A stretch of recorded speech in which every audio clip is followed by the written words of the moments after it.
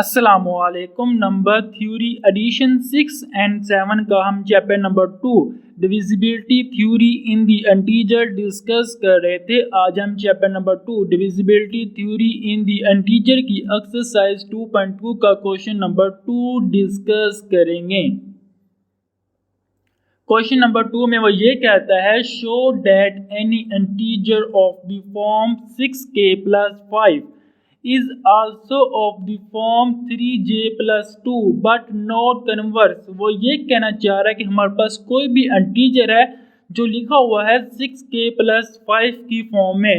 इसमें k की कोई भी वैल्यू हो सकती है, वो 0 1 2 3 4 5 कोई भी वैल्यू पुट करने के बाद जो इंटीजर बनता है उसको हम कहेंगे बस लिखा हुआ है 6k + 5 की फॉर्म में।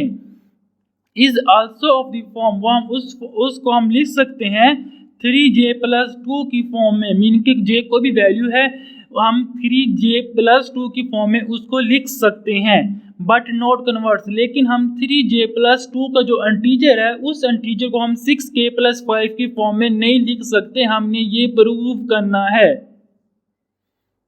सबसे पहले ये हमारे पास क्वेश्चन है जिसको हमने प्रूव करना है।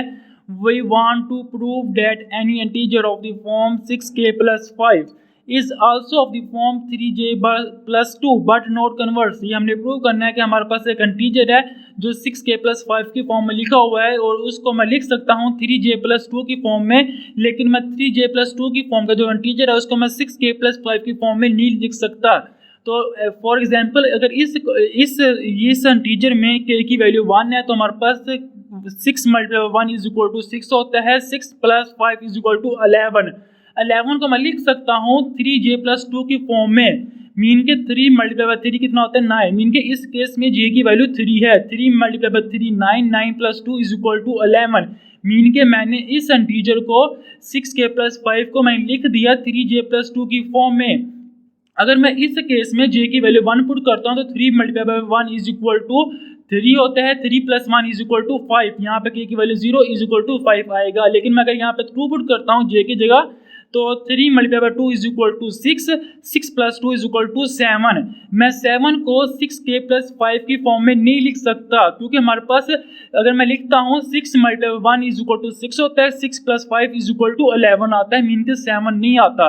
मीन के कुछ केस के लिए ये वैल्यू 2 है। कुछ ऐसी जी की वैल्यू पुट करें जिस वैल्यू पुट करने के बाद हम कुछ वैल्यू पे 6k + 5 की फॉर्म में लिख सकते हैं, लेकिन हर वैल्यू पे नहीं लिख सकते।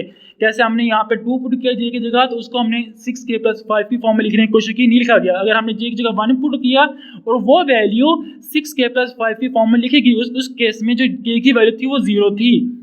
हमने ये प्रूव करना है तमाम वैल्यू के लिए। तो हम इसको डिस्कस इस तरह करेंगे। इफ a = 6k + 5, हमने लेट कर लिया a = 6k + 5 की। a एक इंटीजर है जो 6k + 5 की फॉर्म में लिखा हुआ है। तो मैंने जो 5 है उसको मैंने 2 हिस्सों में डिस्ट्रीब्यूट कर लिया, 6k + 3 + 2। तो मैं इन दो में से मैं 3 कॉमन ले लूँगा। 3 × 2k + 1 + 2।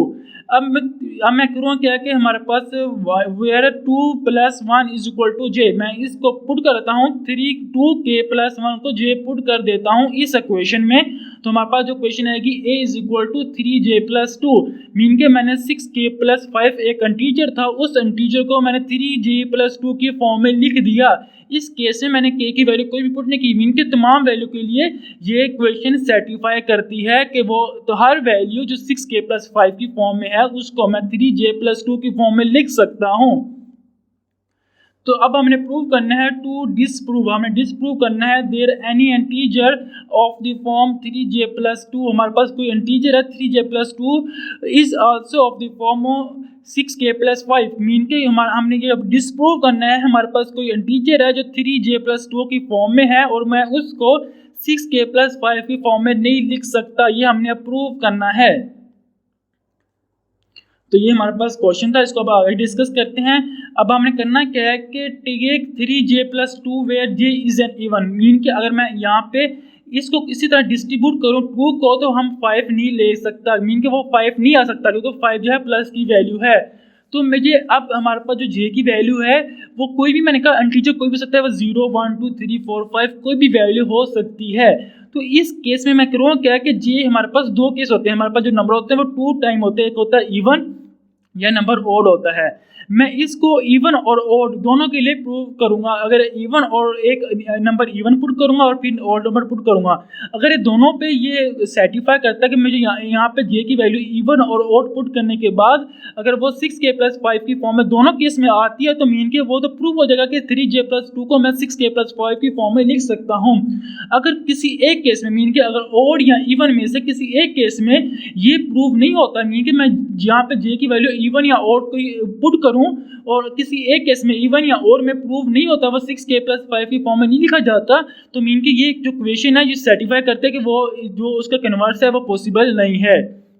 तो पहले मैं करूँगा क्या कि मैं इवन वैल्यू पुट करूँगा जे की जो इवन वैल्यू में पुट करूँगा वो बताता हूँ कैसे पुट करनी है। मैंने पहले किया let is b is equal to 3j+2, मैंने बी एक ले लिया जो कांस्टेंट है, जो एक इंटीजर है, जो किस फॉर्म में लिखा हुआ 3j+2 की फॉर्म में लिखा हुआ है, क्योंकि मैंने कहा कि जो हमारे पास जे है वो मैं पहले केस में लेके चला हूँ कि वो इवन है। मीन के जो केस नंबर 1 है कि जे की वैल्यू मैंने इवन ले ली। हमें पता है कि इवन नंबर वो होते हैं जिनके साथ 2 मल्टीप्लाई होता है। मीन के let j is equal to 2r, r क्या कोई कांस्टेंट है, r1 पुट करूंगा तो 2 आ जाएगा, अगर r2 पुट करूंगा तो j की वैल्यू 4 आ जाएगी, अगर r3 पुट करूंगा तो j की वैल्यू 6 आ जाएगी। इस तरह अगर r0 पुट करूंगा तो j की वैल्यू 0 आ जाएगी। 0 जो है वो भी एक इवन नंबर है। मीन के r की वैल्यू में यहाँ कोई भी पुट करूँ तो जो हमारे पास वैल्यू आएगी वो हमेशा इवन ही वैल्यू आएगी। अब मैंने इस j की जगह पुट करना है 2r पुट करना है इस गिवन इक्वेशन में, तो मैं पुट करूंगा तो 3 × 2r+2 आ जाएगा, तो मैं इसको मल्टीप्लाई करूंगा तो 6r+2 आ जाएगा।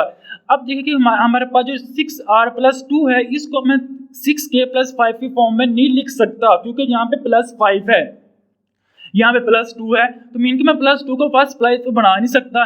अगर यहाँ पे होता है कि +6 या +7 होता तो उसको मैं +5 की फॉर्म में कन्वर्ट कर सकता है, क्योंकि उसको डिस्ट्रीब्यूट करता 2 यहाँ पे। अगर यहाँ इस केस किसी और केस में अगर यहाँ पे आता है कोई बड़ी वैल्यू आ जाती तो मैं उसको डिस्ट्रीब्यूट कर लेता कोई 5 प्लस समथिंग कांस्टेंट के इंटीजर के फॉर्म में, लेकिन यहाँ पे तो 2 आ चुका है, तो मीन कि मैं 6r+2 को 6k+5 की फॉर्म में नहीं लिख सकता। But r and 2 is unique, mean के r कोई एक इंटीजर है और 2 ये एक रिमाइंडर है। मीन के हमारे पास क्या होता है b इज इक्वल टू, हमारे पास क्या होता है b एक वैल्यू होती है, ये हमारे पास क्या होता है क्वेश्चन होता है, और यहाँ पे क्या होता है रिमाइंडर होता है। मीन के 3q+2, मीन के ये एक क्वेश्चन है, r हमारे पास क्या कोई क्वेश्चन है और 2 है वो हमारे पास रिमाइंडर है।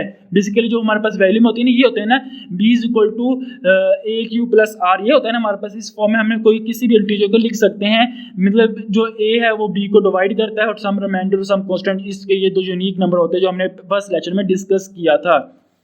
अगर आप किसी एक और केस लेंगे, ये केस नंबर 1 हमने इवन लिया था, अगर आप यहाँ पे और केस लेंगे तो हमें एक जो जे की वैल्यू पुट करनी पड़ेगी वो 2r+1 पुट करनी पड़ेगी।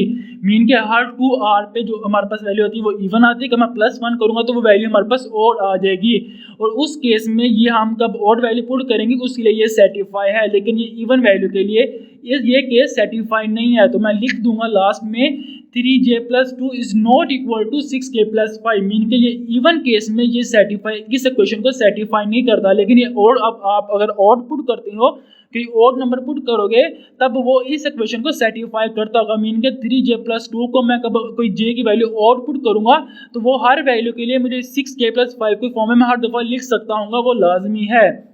लेकिन इवन वैल्यू के लिए ये प्रूव नहीं होता, इसलिए मैंने सिर्फ इवन वाला केस ही लिया है।